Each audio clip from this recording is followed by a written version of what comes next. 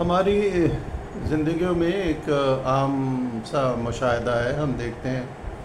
کہ بعض لوگ بہت شریف ہوتے ہیں، نفیس ہوتے ہیں،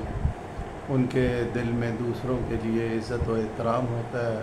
اور ساتھ ہی وہ یہ چاہتے ہیں کہ وہ کس طرح دوسرے کی مشکلات میں، پریشانیوں میں کام آئے اور اس کے خراب معاملات کو سدھار سکے۔ اگر کچھ مالی مدد بھی کرنی پڑے تو وہ مالی مدد بھی کرتے ہیں۔ وہ دل کے صاف اور کھرے اور ستھرے ہوتے ہیں، کسی قسم کا کوئی بغض، کینہ اپنے ذہن میں نہیں رکھتے، دل میں نہیں رکھتے، کوئی برائی کسی کے لیے دل میں نہیں رکھتے۔ اگر کوئی کہہ دے، غلط بات بھی انہیں کہہ دے، ان کو برا بھلا کہہ دے، ان کو بے عزت کر دے، وہ پھر بھی خاموش رہتے ہیں، سر جھکا کر چلے جاتے ہیں، اور ایسا کرنے والوں کو، جس نے ان کو اذیت پہنچائی، اس کو وہ معاف کر دیتے ہیں۔ تو یعنی ہم نے دیکھا کہ دل کے صاف بھی ہوتے ہیں وہ لوگ، دل کے صاف بھی ہوتے ہیں، مددگار بھی ہوتے ہیں، اور پھر وہ کبھی کسی کو دھوکہ بھی نہیں دیتے، یعنی ان میں وفا موجود ہوتی ہے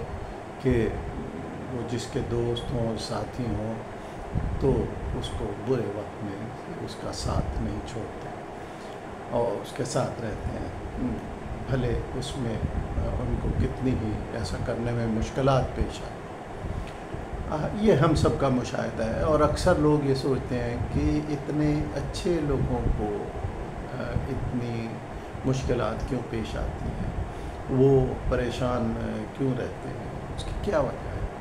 تو میں بھی یہی سوچا کرتا تھا، اور پھر اچانک میری نگاہ سے مولا کائنات حضرت علی علیہ السلام کا ایک قول مبارک گزرا، جس میں آپ نے فرمایا کہ 3 لوگ ہمیشہ پریشان رہتے ہیں: مددگار، وفادار اور دل کے صاف۔ اب آپ یہ دیکھ لیجئے، یہ پڑھ کر میری تسلی ہوئی کہ ہاں، یہ بات سچ ہے، ایسے لوگ واقعی پریشان رہتے ہیں۔ تو ہمیں کوشش کرنی چاہیے کہ ہم مددگار بھی بنیں، ہم دل کے صاف بھی بنیں، وفادار بھی بنیں،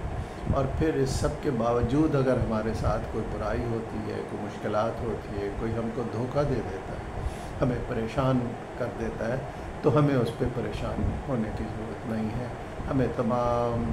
تر ایسے معاملات میں ہمیں تکلیف پہنچانے والے کو معاف کر دینا چاہیے۔ اللہ بہترین کرنے والا ہے۔